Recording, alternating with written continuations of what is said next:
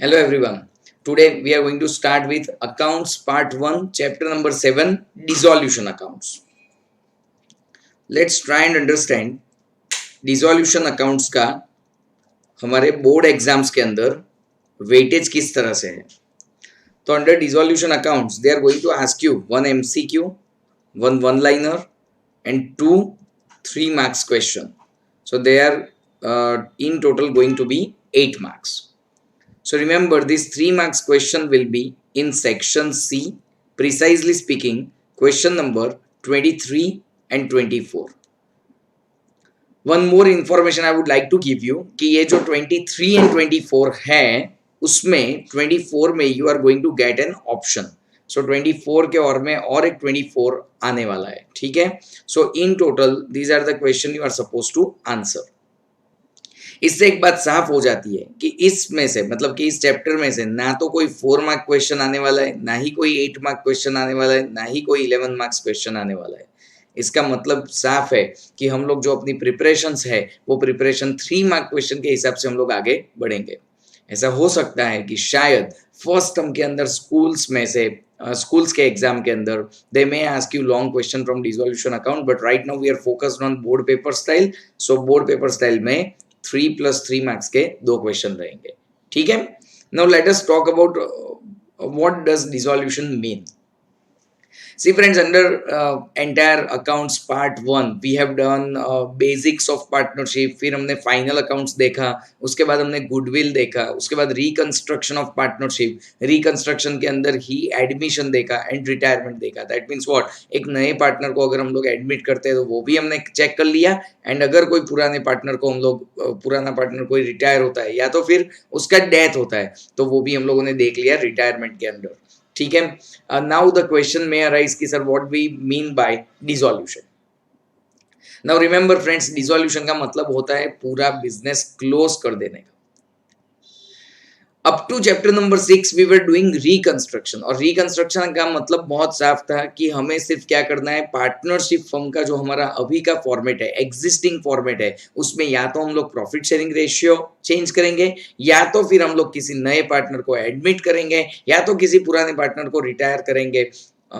मतलब ये है कि बिजनेस तो चलने ही वाला है, business is going to continue, balance sheet is going to continue, वो ऐसे ही रहेगा, लेकिन उसमें कुछ चेंजेस करेंगे, इसे कहते हैं रिकंस्ट्रक्शन.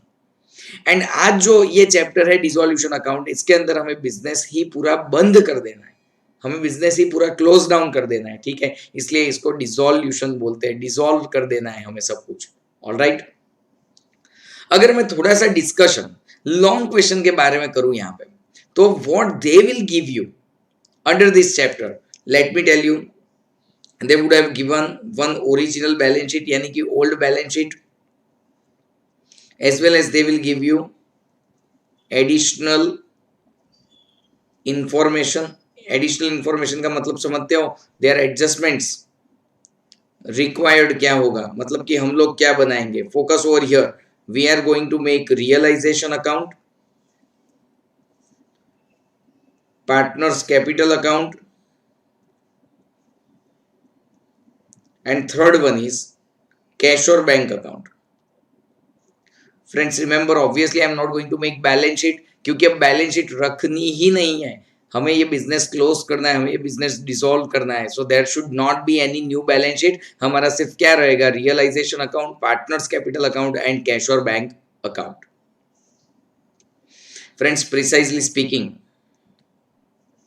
ये बुक्स ऑफ अकाउंट्स प्रिपेयर करने के लिए या तो फिर जर्नल एंट्री, क्योंकि आपको तो 3 मार्क्स के अंदर जो पूछने वाले हैं वो मेजोरिटी केसेस में जर्नल एंट्री ही पूछने वाले हैं. तो या तो लॉन्ग क्वेश्चन करने के लिए या तो फिर जर्नल एंट्री करने के लिए आपको मेरी सिर्फ 2 बातें ध्यान में रखनी है. पहली बात, इसको मैं कहता हूं stage 1, close down entire balance sheet. मतलब ये हुआ कि बैलेंस शीट के अंदर अगर कुछ भी उन्होंने दिया है, बैलेंस शीट के अंदर अगर उन्होंने कुछ भी दिया है तो उसको क्लोज करना है. Entire balance sheet I want to close down. You might be aware of कि हमें नई बैलेंस शीट यहाँ पे नहीं प्रिपेयर करनी है. मतलब क्या हुआ, जो भी पुरानी बैलेंस शीट है उसको मुझे कंप्लीटली क्लोज करना है. सारे असेट सारी liability, and stage 2 realise assets and liability, that's it. आपके पास जितनी भी असेट्स एंड लाइबिलिटीज है उसको रियलाइज करो। रियलाइज करने का मतलब साफ है कि असेट्स है तो उसमें से हम लोग उसको बेच के कैश जनरेट कर लेंगे, लाइबिलिटीज है तो लाइबिलिटीज हम लोग सारी पे ऑफ कर देंगे, ठीक है। सो यही दो स्टेज हमें करने हैं। Now let me show you कि under balance sheet what are the major things would be given and exactly what ledger accounts we are supposed to prepare। जैसे कि रियलाइजेशन अकाउंट हम बनाते हैं, पार्टनर्स कैपिटल अकाउंट अगर हम लोग बनाते हैं, चलो अज्यूम करते हैं यहाँ पे दो पार्टनर्स हैं, जस्ट एक ओरल एग्जांपल है to make things clear in your minds, and third one is cash और bank account, and I am going to write down journal entries over here whenever it is required. आपको सिर्फ explain करने के लिए, see we are not taking any actual example, लेकिन सिर्फ explain करने के लिए कि how this mechanism is going to work. Alright, चलो पार्टनर्स के नाम है A and B. A and B, मुझे बताइए बैलेंस शीट में क्या क्या आ सकता है। अगर मैं लायबिलिटी साइड की बात करूं तो प्रिसाइजली स्पीकिंग कैपिटल अकाउंट्स आ सकते हैं ए एंड बी के। कहना इसे रिजर्व्स आ सकते हैं। नाउ सी फ्रेंड्स, नाम अलग अलग हो सकते हैं। रिजर्व्स के अंदर they will tell you general reserve, capital reserve, profit and loss account का credit balance, workman accident compensation fund, ऐसे डिफरेंट टाइप्स ऑफ रिजर्व्स हो सकते हैं, ठीक है। लेकिन हम लोग सिर्फ यहाँ पे कैटेगरी लिख रहे हैं, ठीक है। सो कैपिटल अकाउंट आ सकता है, रिजर्व्स आ सकता है, उसके बाद other liabilities. Now friends remember, other liabilities में जस्ट मैं आपको लिस्ट आउट करके दूं तो क्रेडिटर्स हो सकता है, बिल्स पेएबल हो सकता है, आउटस्टैंडिंग सैलरी हो सकता है, प्रोविडेंट फंड हो सकता है, एटसेट्रा एटसेट्रा एटसेट्रा, बहुत सारी चीजें हो सकती है। बट कैटेगराइज करें तो कैटेगरी के अंदर सिर्फ कैटेगरी कौन सी आएगी, liability. So let me tell you, liability side पे broadly speaking there will be three items, one is capital, another one is reserves, and third one is liability, that's it। Alright, asset side की बात करूं तो reverse में मुझे लिखना है, यहां पे आएगा फिक्टिशियस असेट, और आएगा कैश और bank, and for all other things I would like to write down other assets, and that may include fixed asset, investment, current asset। fixed asset के अंदर land and building, furniture. Current asset की बात करेंगे तो हम लोग stock है, debtors है, बिल्स रिसीवेबल है, सब कुछ। So let me tell you, हाँ इसके अंदर टेंजिबल इंटेंजिबल सारे असेट्स आ गए इसके अंदर, ठीक है ना। So let me tell you, liability side will be having only three major items। first one is capital account, then reserves, then liabilities। on the asset side there will be only three major items once again, other assets, cash or bank, and fictitious assets। now what is to be done? now friends fully focus over here। ये जो capital accounts है आपके, कहना इसे वो यहाँ पे by opening balance चले जाएंगे, चलो ये ओवर। कैश और बैंक अकाउंट जो है वो यहाँ पे टू ओपनिंग बैलेंस चला जाएगा, चलो ये भी over. And remember friends, for opening balances, for putting down opening balances you don't need to write down any journal entry. आपको कोई जर्नल एंट्री लिखने की जरूरत नहीं है, just for putting opening balances into the capital account और cash और bank account. What would be next, just tell me what would be next.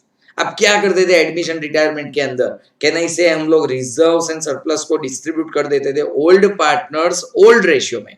यहाँ पे भी हम लोग ऐसा ही करेंगे, रिजर्व्स को यहाँ पे डिस्ट्रीब्यूट कर देंगे। लेकिन फ्रेंड्स इसकी जर्नल एंट्री हो सकती है। सी यहाँ पे जर्नल एंट्री बनाने का भी एक बहुत ही आसान तरीका है। अब मुझे बताइए आपको रिजर्व्स कौन सी साइड पे दिए हुए हैं, कहना इसे लायबिलिटी साइड पे दिए हुए। लायबिलिटी साइड को मैं ऐसे यहाँ पे लिख नहीं सकते हैं, लेकिन अंडरस्टैंडिंग के लिए बोल तो सकते हैं ना। लायबिलिटी साइड को हम लोग कौन सी साइड मान के चलेंगे, क्रेडिट साइड मान के चलेंगे। अब क्रेडिट साइड पे दिए गए रिजर्व्स को मुझे क्लोज करके डिस्ट्रीब्यूट करना है। Listen to me carefully, credit side पे दिए हुए रिजर्व्स को मुझे क्लोज करके डिस्ट्रीब्यूट करना है। तो हम लोग क्या करेंगे, रिजर्व्स को डेबिट करेंगे to partners capital account, old partners old ratio. पता चल रहा है जितने भी रिजर्व्स होंगे, चाहे फिर वो जनरल रिजर्व हो, P&L हो, कुछ भी हो, कैसे हम लोग जर्नल एंट्री प्रिपेयर करेंगे? फ्रेंड्स रिमेंबर, आई आस्क कि ये कौन सी साइड पे दिया हुआ है? If it is given on liability side then it must be having credit balance, and credit balance है तो उसको डिस्ट्रीब्यूट करने के लिए मुझे क्या करना पड़ेगा? डेबिट करना पड़ेगा। तो रिजर्व्स डेबिट हो जाएंगे and old partner sold ratio में क्रेडिट हो जाएगा। Now focus over here, what about fictitious asset? Friends वही वाला पुराना काम, हम क्या करते थे? फिक्टिशियस असेट को यहाँ पे डिवाइड करके रख देते थे, ठीक है। जर्नल एंट्री क्या होगी? जर्नल एंट्री में फ्रेंड्स रिमेंबर, ए और बी डेबिट होंगे, फिक्टिशियस असेट क्रेडिट होगा। आप लोग सोच लीजिए ऐसा क्यों हुआ? क्योंकि ये कौन सी साइड पे दिया हुआ है? Asset side. असेट साइड को मैं कौन सा बैलेंस मान के चल सकता हूँ? डेबिट बैलेंस मान के चल सकता हूँ। सो ए एंड बी यहाँ पे ओल्ड रेशियो में डेबिट होंगे एंड फिक्टिशियस असेट क्रेडिट हो जाएगी। Can I say, friends, now all capitals are transferred, reserves are transferred, cash or bank transferred, fictitious assets transferred. Friends, remember मेरा stage 1 क्या था? याद है आपको? Close down entire balance sheet. तो अब आप लोग जब इस क्वेश्चन के सामने देखते हो, ये इलस्ट्रेशन के सामने देखते हो, तो आपको पता चल रहा होगा कि सर अब क्या ओपन रहा? यहाँ पे कुछ लायबिलिटीज ओपन है और यहाँ पे कुछ अदर असेट्स में कुछ भी आ सकता है। मैंने आपको सारे नाम बता दिए, ये दोनों ओपन है, मुझे इनको क्लोज करके रियलाइज कर लेना है। रिमेंबर फ्रेंड्स, ये दोनों चीजों के लिए मैं आपको बताना चाहूंगा कि मान लो कि अगर मुझे यहाँ पे अदर असेट्स पहले क्लोज करने हैं, let's take an example. Other assets के अंदर क्या हो सकता है? Let's take an example. क्या हो सकता है? मान के चलो कि यहां पे उन्होंने मुझे लैंड एंड बिल्डिंग दिया है 1 लाख रुपीज। याद रहेगा एग्जाम्पल? यहां पे उन्होंने मुझे लैंड एंड बिल्डिंग दिया है 1 लाख रुपीज, और नीचे एडिशनल इंफॉर्मेशन में बताया है कि we have sold off land and building for rupees 1,20,000। फिर से एक बार, जब मैं बैलेंस शीट में देखता हूं यानी कि बुक वैल्यू, तो book value of land and building is rupees 1 lakh, and नीचे एडिशनल इंफॉर्मेशन में दिया है कि land and buildings are sold at rupees 1,20,000। ठीक है, what is to be done? Journal entries की कैसे लिखेंगे? रिमेंबर, स्टेज 1, पहले तो बैलेंस शीट को मुझे खाली करना है, एंड स्टेज 2 मुझे ये असेट्स या लायबिलिटी जो भी है उसको रियलाइज करना है। सबसे पहले I would like to write down journal entry for stage 1। मुझे बताइए लैंड एंड बिल्डिंग कौन सी साइड पे दिया हुआ है? असेट साइड यानी डेबिट साइड। डेबिट साइड पे दिया हुआ है, इसको क्लोज करना है मुझे। बताइए मुझे क्या करना पड़ेगा? Can I say I have to credit land and building by rupees 1 lakh, and सामने डेबिट क्या करूंगा मैं? रियलाइजेशन अकाउंट डेबिट करूंगा। क्या किया ये मैंने? बैलेंस शीट से ये असेट को क्लोज कर दिया। समझ में आ रहा है? एंड उसके बाद इसको मैंने 1,20,000 में सेल कर दिया है, तो can I write down cash और बैंक अकाउंट डेबिट? कितने पैसे मिले मुझे? 1,20,000। And 2, friends remember, I am over here going to write down realisation account. Majority of the students over here are creating error. वो लोग यहाँ पे लैंड एंड बिल्डिंग लिखते हैं। Let me tell you friends, आपका लैंड एंड बिल्डिंग अब बचा ही नहीं है, क्योंकि जो बैलेंस शीट में आपको 1 lakh rupees land and building दिया था वो मैं ऑलरेडी क्लोज कर चुका हूं। तो अब लैंड एंड बिल्डिंग आपकी बुक्स ऑफ अकाउंट्स में है ही नहीं। So whenever you are selling any of the asset, you have to write down cash or bank to realization. And friends, एक और कंफ्यूजन होता है कि sir what about this profit of rupees 20,000?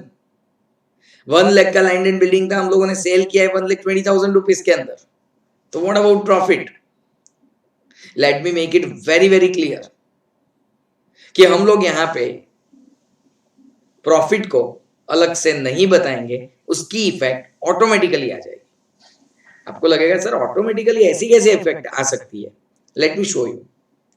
Let's just do posting of realisation account. Realisation का हम लोग सिर्फ posting करेंगे। क्या लिखा है यहाँ पे? रियलाइजेशन अकाउंट में डेबिट साइड पे to land and building 1 lakh. अब उसकी नेक्स्ट एंट्री में रियलाइजेशन अकाउंट में क्रेडिट साइड पे बाय कैश और बैंक 1,20,000। मान लो और कोई ट्रांजेक्शन नहीं है और इसको मैंने क्लोज किया 1,20,000। If I keep 120 over here, can I get the gain of 20,000 rupees? And friends remember, जितना भी गेन और लॉस आता है वो यहां से यहां ले जाया जाएगा, जैसे आप पहले करते थे ओल्ड पार्टनर्स ओल्ड रेशियो में। Okay, meanwhile late me show you कि ये जो गेन है उसकी भी जर्नल एंट्री क्या होगी। कैन आई से रियलाइजेशन अकाउंट में कौन सी साइड पे, डेबिट साइड पे, और सामने पार्टनर्स कैपिटल में credit. What will be journal entry? Realisation account debit to partners capital account. And friends remember, ये जो कैश और बैंक रियलाइज हुआ वो हम लोग यहाँ पे लिखेंगे to realisation. Friends try and understand, आपको लॉन्ग क्वेश्चन वैसे करने नहीं है, मैं जस्ट आपको दिखा रहा हूं, मैं आपको पिक्चर क्लियर करवा रहा हूं। आपके लिए इंपॉर्टेंट बात यही है, इसके बारे में आपको क्या याद रखना है, सिर्फ इतना याद रखना है कि कोई भी असेट या कोई भी लायबिलिटी अगर बैलेंस शीट में दी हुई है तो मैं दो स्टेजेस में सम करूंगा। स्टेज 1, पहले तो close down the balance sheet item, यानी कि हमें पूरी जो भी बैलेंस शीट के अंदर जो भी आइटम्स दी हुई है उसको मुझे क्लोज करना है। And second thing is I am going to realise asset and liability. मतलब क्या हुआ, असेट होंगे तो मैं बेच के पैसे रिसीव कर लूंगा, लायबिलिटी होगी तो मैं उसमें अमाउंट को पे ऑफ कर दूंगा। समझ में आ रहा है? Let's take one more example. मान लो मैं यहां पे लिख रहा हूं example, creditors are given in balance sheet ₹35,000। Okay, अगर आपको पूरी मतलब क्वेश्चन की ही वैल्यू चाहिए, मतलब आपको ऐसा लगता है कि सर हमें कैसे पूछने वाले, वही वैल्यू आप हमें दिखाइए, तो लेट मी शो यू।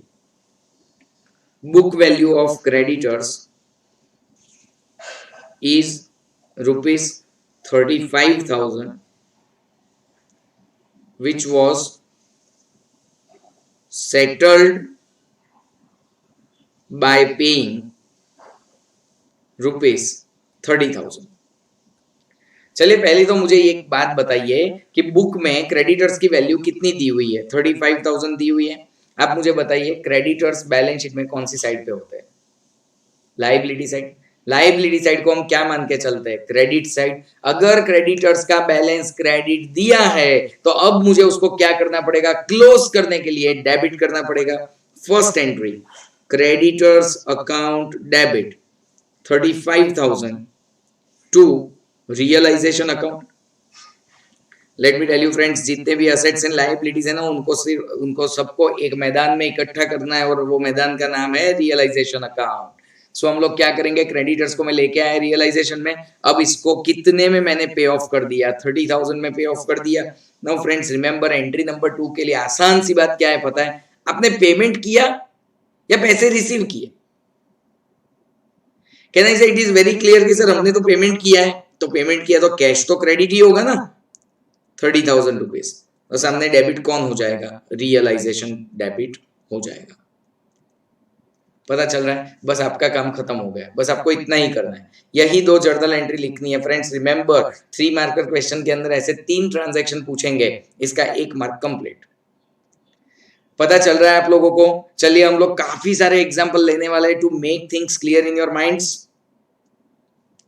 आप समझ गए? पहले लैंड एंड बिल्डिंग यानी कि एक असेट बताया था मैंने, और वो असेट को आप लोगों ने रियलाइज कर लिया था। उसके बाद आपको मैंने एक लायबिलिटी बताई, अब लायबिलिटी को भी रियलाइज कर लिया। ठीक है, अब मैं आपको थोड़े बहुत वेराइटीज दिखाऊंगा। चलिए यहाँ पे ध्यान,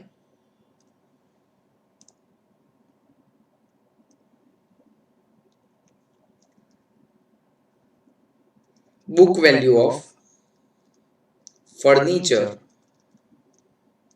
is ₹50,000। That's it. मैं आपको बताऊं, हमें ऐसा लगता है कि सर अब आगे तो बताइए कि book value of furniture is 50,000, हम लोग समझ गए, लेकिन सर कितना रियलाइज हुआ? इसको बेच के क्या मिला? 40,000 मिले, 65,000 मिले, क्या मिला सर? आगे तो बताइए। But transaction is saying no comments. Transaction में और कुछ इसके अलावा दिया ही नहीं है, बस जस्ट इतना ही दिया है, book value of furniture is ₹50,000। That's it. Friends remember, in this case सबसे पहला काम तो ये बुक वैल्यू दिया हुआ है फर्नीचर का, मुझे उसको क्लोज करना पड़ेगा, फर्स्ट जर्नल एंट्री। मुझे एक बात बताइए, फर्नीचर, ऐसे ही आप लोगों को हर एक ट्रांजैक्शन के अंदर सोचना है, फर्नीचर बैलेंस शीट में कौन सी साइड पे दिया होगा? Asset side. असेट यानी कौन सी साइड होती है? Debit side. अब उसको क्लोज करने के लिए मुझे क्या करना पड़ेगा? क्रेडिट करना पड़ेगा। So to furniture account it is 50,000, और इसको ले कहां जाएंगे? रियलाइजेशन में ले जाएंगे। Realisation account debited 50,000। Now question में अराइज कि सर रियलाइज कितना हुआ? Information is missing in this part. Sir realisation कितना होगा? Let me tell you, there is a rule, there is a rule that for tangible asset, full value will be realized, and for intangible asset, you may note down, no value will be realized. कब? In the absence of any information. याद रहेगा friends, अगर transaction के अंदर आपको कोई भी information नहीं दी है, अगर ट्रांजैक्शन में आपको कोई भी इंफॉर्मेशन नहीं दी है, जैसे कि यहाँ पे कि आपने 2-3 बार चेक किया, पूछा ट्रांजैक्शन को कि फर्नीचर को सेल ऑफ कितने में किया है, तो they are not giving any information. तो लेट मी टेल यू, हम लोग क्या करेंगे? Realisation account debit to furniture मैंने क्लोज कर दिया, एंड एंट्री नंबर 2 के अंदर रूल अप्लाई करेंगे कि अगर टेंजिबल असेट है तो full value will be realised. Full मतलब क्या हुआ? Cash account debit 50,000 rupees, and to realisation account 50,000 rupees, full value will be realised. चलिए एक और ट्रांजैक्शन लेते हैं। Patents are given at rupees 20,000, no information are given. See friends, सबसे पहले तो पेटेंट्स हमें बैलेंस शीट में दिया गया है। पेटेंट्स अगर बैलेंस शीट में दिया है तो उसको पहले क्लोज करना पड़ेगा। Quickly ask those questions. Patents कौन सी साइड पे दिया होगा? Asset side. असेट साइड यानी कौन सा साइड? Debit side. उसको क्लोज करने के लिए मुझे क्या करना पड़ेगा? उसको क्रेडिट करना पड़ेगा। So to patents it will be credited 20,000 rupees. सामने डेबिट क्या होगा? रियलाइजेशन अकाउंट डेबिट होगा। Now you will definitely ask yourself कि इसका रियलाइजेबल वैल्यू कितना है? अपने ट्रांजैक्शन को भी पूछा, रियलाइजेशन वैल्यू कितना है? Not informed anything. कहना इसे rule will become applicable. Intangible asset के बारे में अगर कुछ नहीं दिया है तो no value will be realised, यानी second entry will be no entry. Now let me tell you friends, ये सेकंड एंट्री के सामने नो एंट्री ऐसा एग्जाम में लिखने की जरूरत नहीं है। आपका आंसर खत्म हो गया फर्स्ट एंट्री लिखने पे। ये जस्ट मैंने आपके अंडरस्टैंडिंग के लिए लिखा है कि सेकंड एंट्री में there will be no entry, no need to present it in the exam. Alright, तो ये थी वैरायटी। असेट का रियलाइजेबल वैल्यू ना दिया हो तो टेंजिबल असेट में फुल वैल्यू रियलाइज करेंगे, इनटेंजिबल असेट में no value will be realised. Now friends remember, liability के बारे में अगर कुछ ना बोला हो तो रिमेंबर, अगर वो एक्चुअल लायबिलिटी है तो हम लोग उसको कंप्लीटली पे ऑफ कर देंगे। मान लो कि प्रोविडेंट फंड है या क्रेडिटर्स है, अगर उन्होंने कुछ नहीं बोला है तो कंप्लीट वैल्यू यानी कि full value will be paid. Okay, ठीक है, चलिए आगे बढ़ते हैं। और वेराइटीज दिखाता हूं मैं आपको। Unrecorded computer was sold for rupees 12,000। यार ये तो जबरदस्त हो गया। कंप्यूटर हमारे बुक्स में रिकॉर्डेड नहीं था पहले, कंप्यूटर हमारे बुक्स में रिकॉर्डेड नहीं था पहले, और उसको मैंने अचानक ही सेल कर दिया। स्टेज 1 बैलेंस शीट क्लोज कर दी है। Let me tell you, no entry. पता चल रहा है क्योंकि अनरिकॉर्डेड, ये असेट में था ही नहीं, तो मैं इसकी एंट्री मतलब उसको क्लोज कैसे करूंगा? एंड सेकंड एंट्री, इसको अचानक से ही आपने सेल कर दिया, कहना इसे पैसे आए होंगे। Cash account debited 12,000 rupees to realisation account, that's it. कितना हो जाएगा? 12,000 रुपीज, दैट्स इट।